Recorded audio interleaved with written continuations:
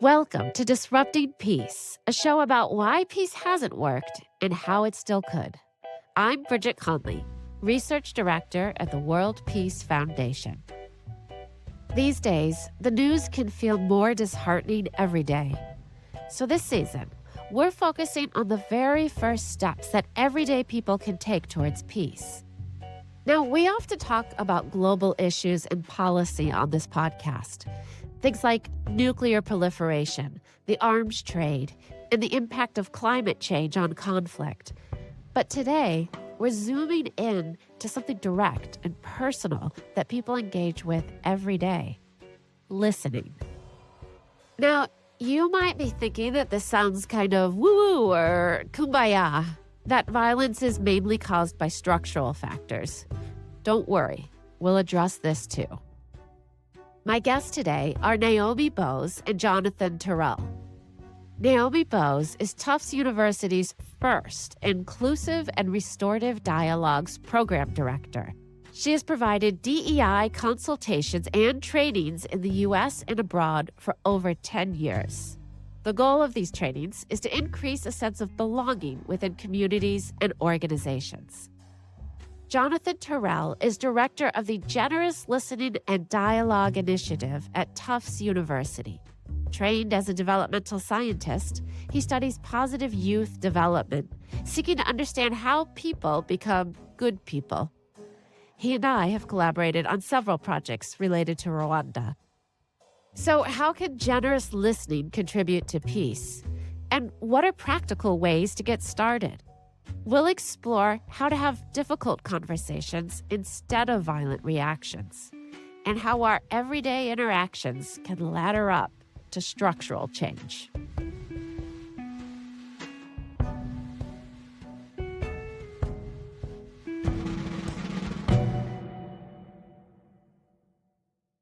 Jonathan, Naomi, welcome to Disrupting Peace. Thank you for having us. So thrilled to be here. Thank you. So before we dig into what listening has to do with peace and how to practice the art of listening, we're going to play a trivia game to set the stage for why this discussion is necessary. Okay, Jonathan, I'm going to start with you. Oh boy. According to an April 30th, 2025 poll by Marist, what percentage of Americans think the issues that divide the nation pose a serious threat to the future of U.S. democracy?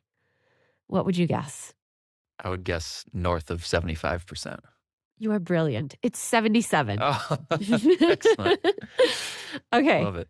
Naomi. /hate it. Sorry. Naomi, drawing on the same poll, what percentage of Americans find it stressful and frustrating to discuss politics with people they disagree with? Well, I would say north of 85%. I would agree. The answer, though, according to this poll, was only 57%. Which Fascinating. People think highly of themselves. Or social desirability bias. Yeah, exactly. Maybe they're not talking to people across those gulfs. Okay, well, thank you for playing my icebreaker game. So I have some ideas, but I was curious what you think. What do you think listening has to do with world peace? Jonathan, can I start with you? I was afraid you might. Don't worry, we'll get Naomi later. So as a scholar, I'd say, well, what does peace mean? Like some might say peace is the absence of conflict. I would completely disagree with that. My human development background would say that each person's like every other person, like no other person, and like some other people. So that we have common humanity and unique individuality, which means conflict is to be expected. There is going to be conflict, and we want that conflict because conflict is how we grow. It can strengthen people and communities. So if peace isn't the absence of conflict, it's a way to navigate, to respond to manage conflict in ways that are meaningful and productive, that prevent the devolving into violence or atrocity and war. All right. That's a great answer. That is also a very scholarly answer. I'm curious, Naomi, based on doing lots of work with people, how you would add to that answer. How is listening tied to peace? Listening is really what allows us to have a more holistic picture of what is real. So my individual experience is one piece of the larger puzzle, so to speak. And the only way that I can see that full picture is if I'm engaging with people with different cultural backgrounds, different identities, different experiences of that reality.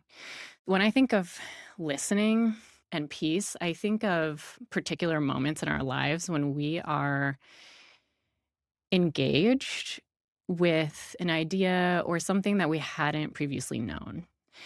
In that moment, we have a choice. We can sit with that. We can be curious about it. We can accept that it is another piece of that whole reality, or we can ignore it. We can reject it. We can continue to live as if what I personally know to be true is the only way to know, to be known, to be loved, to be in the world. So I would say if we can get curious, if we can do that, we can be motivated to create change. And if we are motivated to create change, to get down into that rootedness, then we can move towards peace. Yeah, this season we're trying to really look at what are those first steps? Like how do you, if you're like, okay, I'd like there to be more peace in the world, what do I do? And so the way that the both of you have described listening is really helpful to think, okay, this is something I can do, on a daily basis. Jonathan, as director of the Generous Listening and Dialogue Initiative, I was wondering if you could talk to us about what do you mean by generous to modify listening? Sure. I describe generous listening in three ways. There's the generous intention, having the intention to withhold judgment, to listen with openness and empathy, to assume the good intentions of others. As Stoic philosophers would say, people are rarely wrong on purpose. So generous with your attention. So that's kind of the active listening. It's attending with your body language, with your tracking. And then thirdly, generous with your response.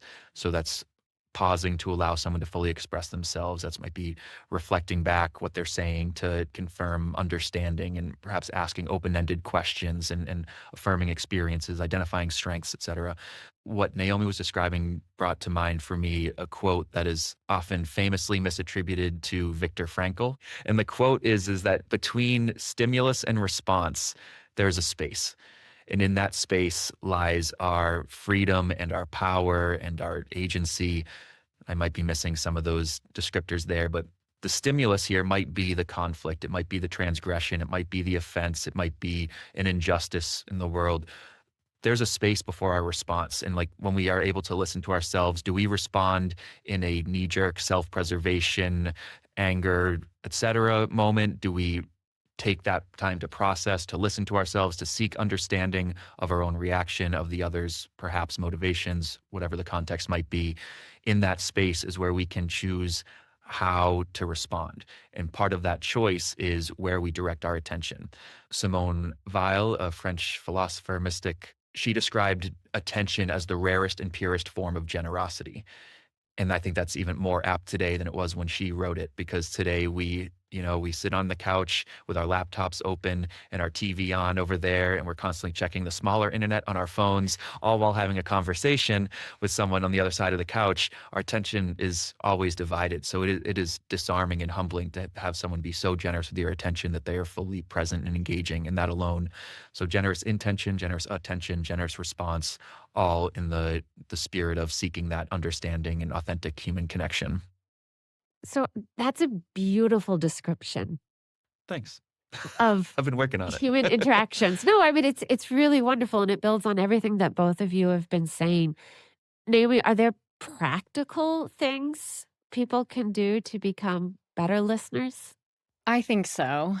I think it does go back to self-awareness. As he was talking, I was thinking of my own sort of lived experiences.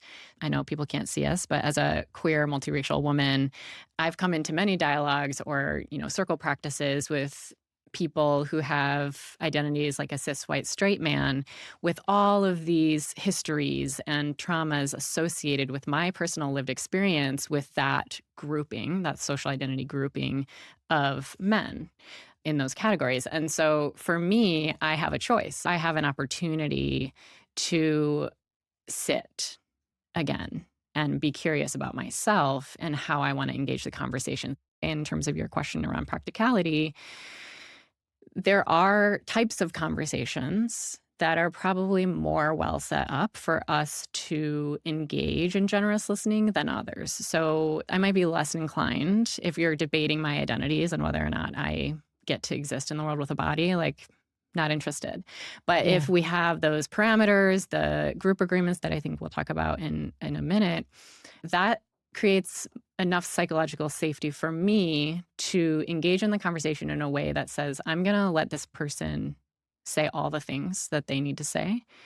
I'm going to withhold my judgment based on whatever projections I might be putting on this person based on their identities. And even if they say something that I disagree with, I'm still going to try to withhold that judgment long enough to listen and hear before jumping right into a response. So can you give us an example? I can. Yeah. I was part of a circle practice in West Michigan, where I'm originally from. So, predominantly white conservative Christian culture, which has all sorts of background for me as a queer woman. And this particular circle was actually for people who had left the church or had left a particular church, actually. And it was to allow people to process and sort of be together around their woundedness from the church. Now, mind you, I had been away for over a decade, living in the Middle East, doing all sorts of things. And the questions were very open-ended, very simple. And the people in that group I had gone to church with, like in high school and middle school. So you can imagine all sorts of thoughts and feelings. Yes. One person, I think at one point, had wanted to date me, a guy. So there's all these like feelings coming up for me in this circle. But the questions, again, were simple. One was, what brought you here? Who are you? What do you want us to know about you as a group? And it already elicited emotions, right? People were emotional in the group. I would think even just showing up in that space. Yes, high emotions, right? Yeah. And I was kind of like bringing, quote unquote, the diversity to the group. So I was like even more on edge, which was kind of typical for me in that particular culture. But the second prompt was, what led you to a spiritual homelessness or needing to be a part of this community? And people were crying, answering this fairly simple question. And I had determined that I would just answer it very succinctly and very clear. And so my answer was short. I just said, the impossibility of the integration of faith and sexuality. And there was this older, cis white, straight man sitting next to me. And we had agreements in this group. We had intentions and we had agreements of what we would do and not do. And one of them was that we wouldn't crosstalk. But if you felt so compelled to respond, you could simply say thank you. So after I say the impossibility of the integration of faith and sexuality, this older man, turns to me, looks at me in the eye and says, thank you. And that particular moment generated all sorts of healing for me. Not a full healing, but the fact that there was this man with these identities in the world willing to say thank you to me, who thought it was impossible to tell the world a few short years prior that I was gay, was profound for my emotional healing, for my spiritual healing. And the fact that he only said thank you was also profound, because it allowed me to just receive that and see him as fully human and to be known, to feel that I was seen and known. And there's data and research that confirms the fact that people just don't have the opportunities. People want the opportunities to communicate across difference and to be in each other's presence. But I would argue we don't have the opportunity because we're scared. And we don't have the spaces where there's the ability to hold such deep emotion and be able to put those parameters in place and have the facilitation to be able to facilitate it out. I can see why that would be really profound. And also the simplicity of the thank you, which isn't, I'm going to add lots more, pile on. It's just, I've received what you've said. Mm-hmm. Yeah. Like you said, enables you to feel seen and heard and known and loved even. It's Yeah. a deeply human need to have that recognition and connection. And Naomi, your answer sets up some of what I wanted to ask in my next question, which is what gets in the way. But I wonder if we could take that a little bit further. Jonathan, what gets in the way? Sure. So Naomi started to share how people don't feel safe to be open in those spaces. I would take it a step back, or to zoom the lens out a bit further.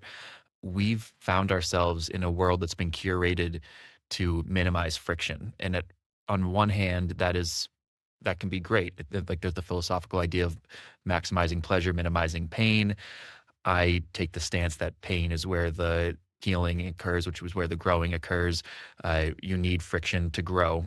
But one of the often cited things in our present day is how social media algorithms. It's been a long-standing argument and criticism that you can essentially silence the perspectives, defriend your family and neighbors, et cetera, that have differing viewpoints. So you create your own sounding board online. That actually isn't a novel idea. And even going back decades in Bowling Alone, Robert Putnam wrote about as a sociologist that a generation or two ago, people played in bowling leagues. And those bowling leagues involved neighbors from your community that had different backgrounds, different family dynamics, different perspectives. But every week you met at the bowling alley, you grabbed a drink and a snack, and you tried to shoot your best score, and you had those casual conversations. Fast forward, people started bowling alone. And he was using that as an analogy or a reflection that people stopped getting engaged with the community clubs and the civics clubs, or this the Knights of Columbus or whatever different ones exist. Now you can sit on your couch and order your groceries from your phone, have a delivery driver go not only pick them up, but also deliver them to your door, and you don't even have to make eye contact with them. We're losing the opportunity to see that neighbor that's scanning your items at the checkout counter, making the small talk. Those small talks, those micro interactions, I think are the opportunities that enable us to engage across difference, that enable us to appreciate or at least recognize, even before we're able to appreciate each other's differences. And when we create this culture and this society where we really don't have to engage in ways that make us feel uncomfortable, to the point where being asked to or expected to or in a position of feeling uncomfortable is conflated with being harmed or violated, that I think is a major hindrance to listening, to growth, to connection. And I would add, to clarify, that we're not saying that suffering is good. We're not saying that violence is good. We're not saying that we want these things to happen, but rather there's a point beyond that within which we can take steps as a community, as a whole, as a group, as an individual. Just noting, because I do come from an evangelical background, and the spiritualization or spiritual bypassing that can occur around suffering can also be very harmful. I mean, I guess I always think of violence as a way of silencing, like a really absolute silencing of others.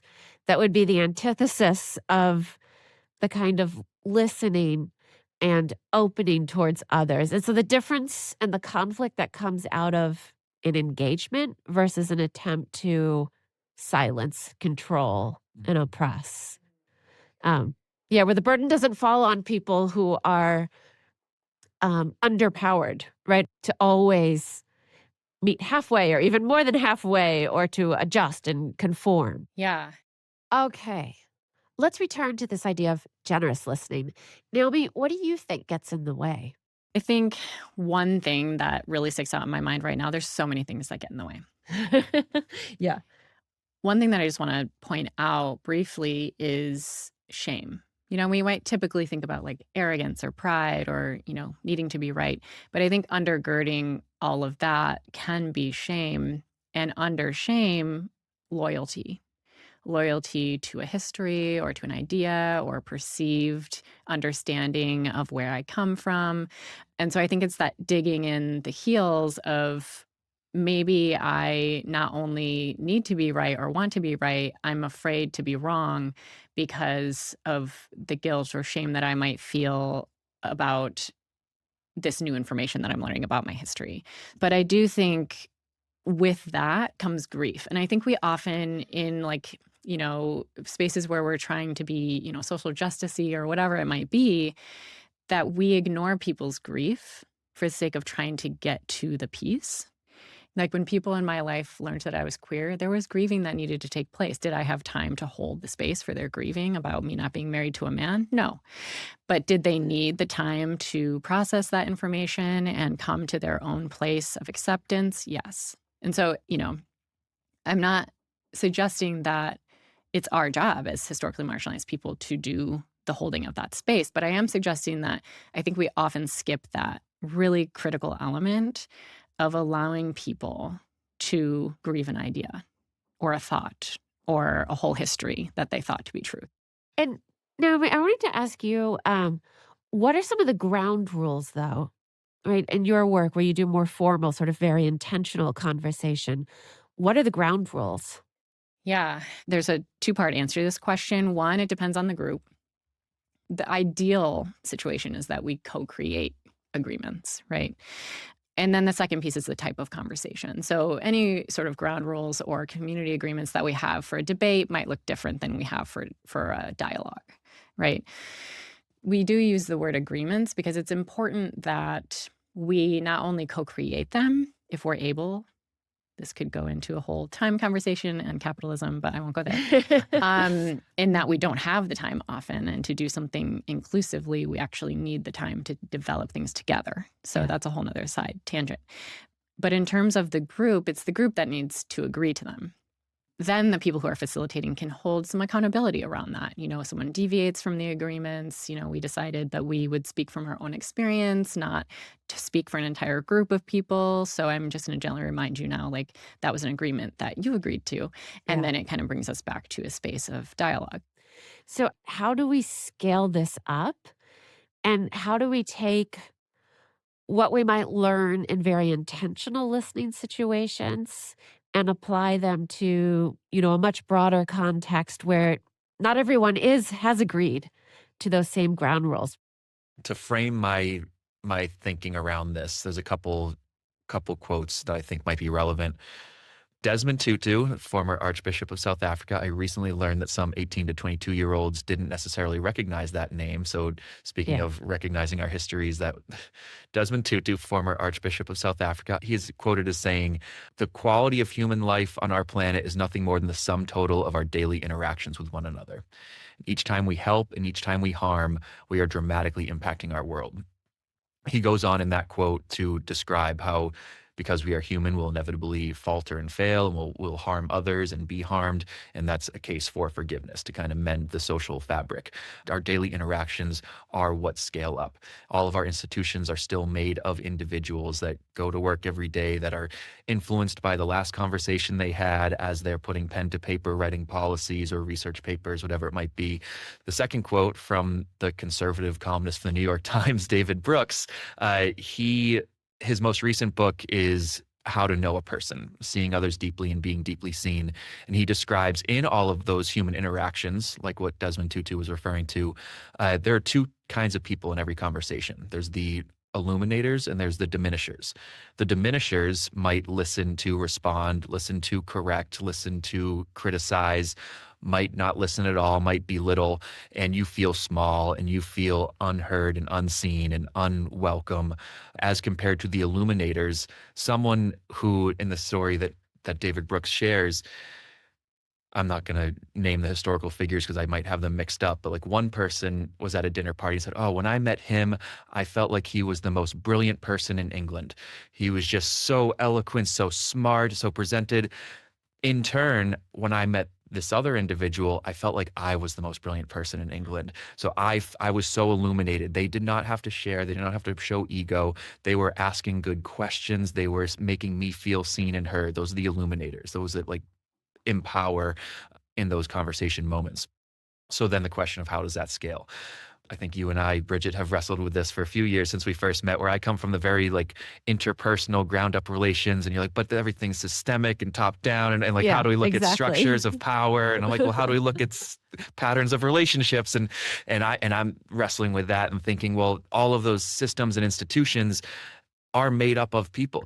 And when you can empower each other, that's how you can change systems. So that congressman going in to sign a law, or that individual going in to make a policy, that manager going in to motivate the workforce, they're going to be affected by the quality of that conversation they just left at home, by that person that cut them off in traffic on the way, by the passerby that might have given you a dirty glance. So in my mind, I think there is a lot of power in those some quality of daily interactions.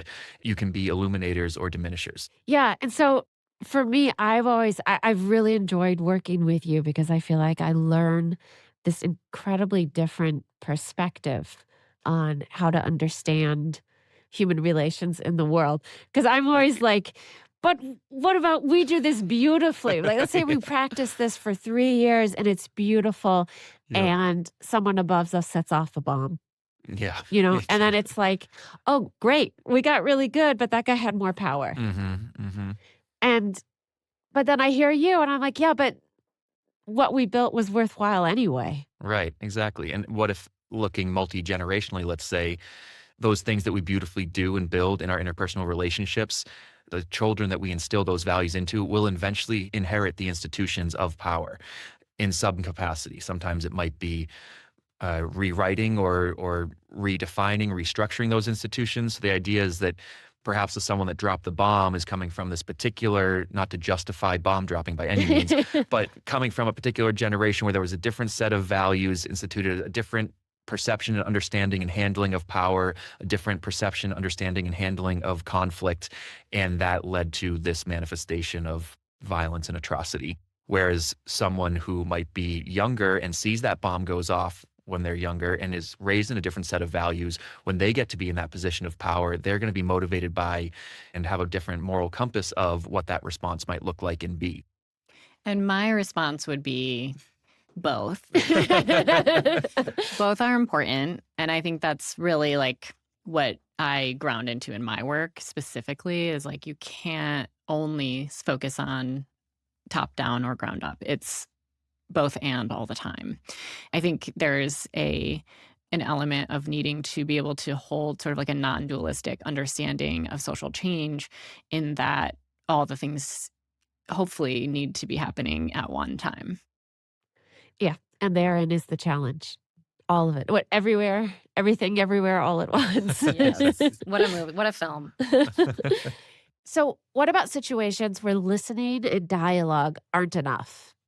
Therein lies the responsibility of people as individuals to respond through like engaging the system, right? How do we make our voices heard when there is something so violent happening that we can't wait? We can't wait for people to listen to each other because the bombs are being dropped today.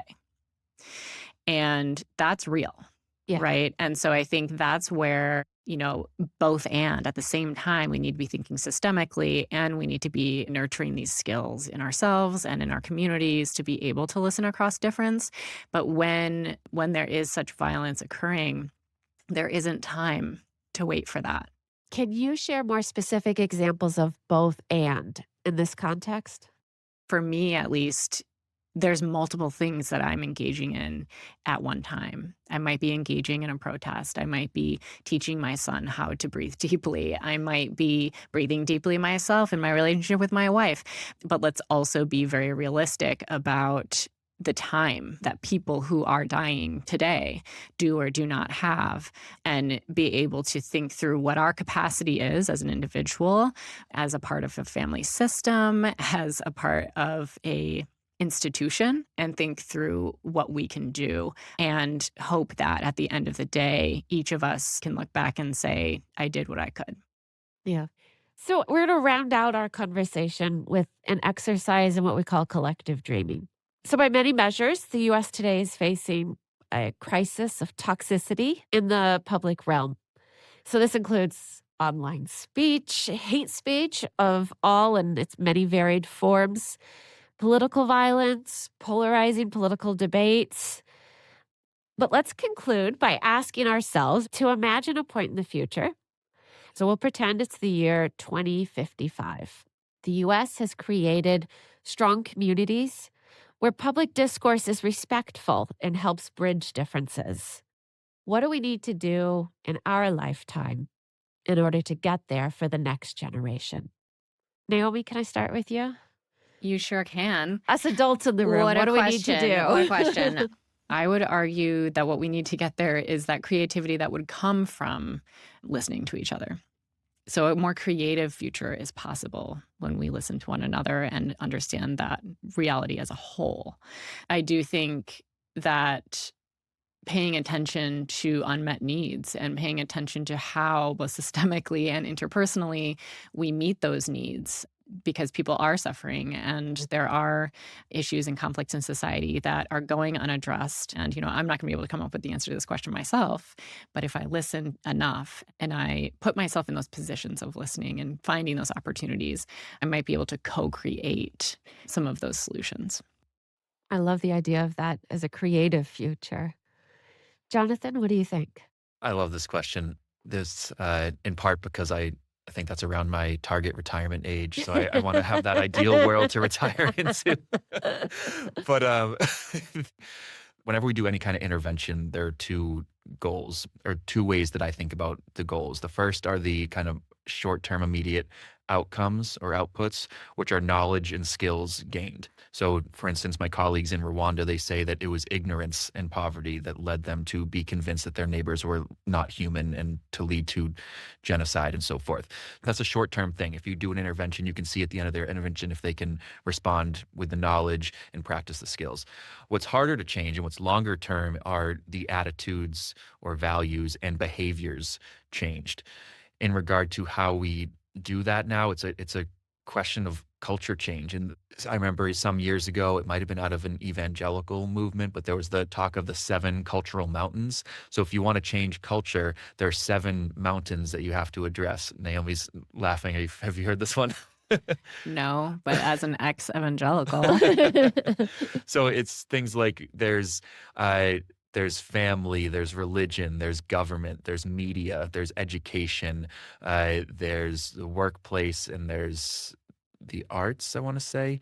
But there's these 7 like spheres of influence that influence culture. So some people develop strategies for, okay, well, we need to get experts across these different domains to be interested in instilling these values or instilling these knowledge and skills. Like we seem to be good at doing it when we had adversaries on the other side of the world and we want to create this caricature of a Russian villain or something. We can do that through kids media and we do that through these other things. Same thing with the lead up to the genocide. We had math problems that were dehumanizing Tutsi. And so taking a more strengths-based approach to doing that and how do we tap into these different cultural domains with these different knowledge and skills and attitudes and behaviors. And conquer the 7? There's 7 hills? So, yeah, I need to look back into that. The 7 cultural mountains. Mountains. Of course, Yeah. they're not hills. But that's not something that you're ascribing to. I'm not ascribing to. I think it's an interesting Yeah, thought experiment, an right. interesting model, because there are these different domains that don't always interact. And so imagine if we had a system, and if you get them all to interact, that's literally fascism. The fascia between government in bed with media, in bed with education. That's the definition, if you will. But being aware of all these different influences on culture and seeing what the entry points are for promoting human flourishing and thriving in each of those domains so they are more in concert with each other, not in a fascist way or a totalitarian way, but in a communalistic and cohesive, and I don't know. I've got the whole rest of my career to think about it. Well, we will support you in the non-fascistic, non-totalitarian future in which hopefully, at an absolute minimum, we can listen a little better. Hear, hear. For your Or insights. listen, I should say. Yeah. For your insights, Naomi, Jonathan, thank you so much. Thank you. Thank you. This is fun.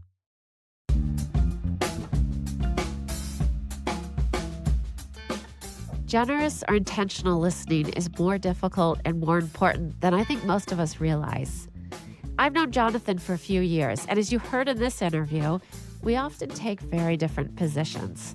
I'm always thinking about power and how it relates to harm and violence. He focuses on individuals, how they develop within societies and influence the greater whole. So it can be hard to even agree on where to start when it comes to peace building. Naomi pushed us further. She helped me understand why we need to listen if we want to have a clearer picture of reality. And she encouraged us to embrace both and. We need to both listen and do something when we can make a difference. As humans, we're always going to have conflict, but differences of opinion can be generative. They can help us grow and innovate. Listening can help us take the first step.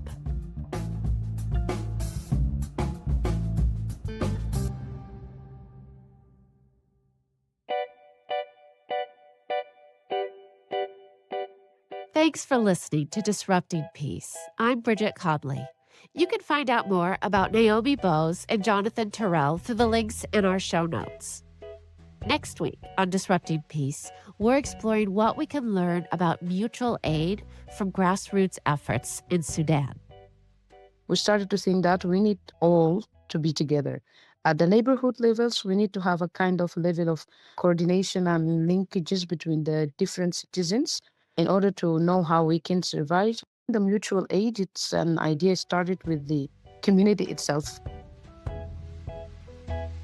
Disrupting Peace is a production of the World Peace Foundation. Find out more at worldpeacefoundation.org. You can find us on Blue Sky at worldpeacefdtn.bsky.social. You can also find us on Instagram at worldpeacefdtn. This show is produced by myself and Emily Shaw. Engineering by Jacob Winnick and Asia Simpson. Marketing and social media by Emily Room. Show artwork by Simon Fung. Special thanks to Jeremy Helton, my colleagues Lisa Avery, B. Arneson, and Alex Duvall, and the team from the Tufts Digital Design Studio, including Kimberly Lynn Ferrero-Arnias and Miles Donovan. Okay, until next time, stay skeptical and hopeful.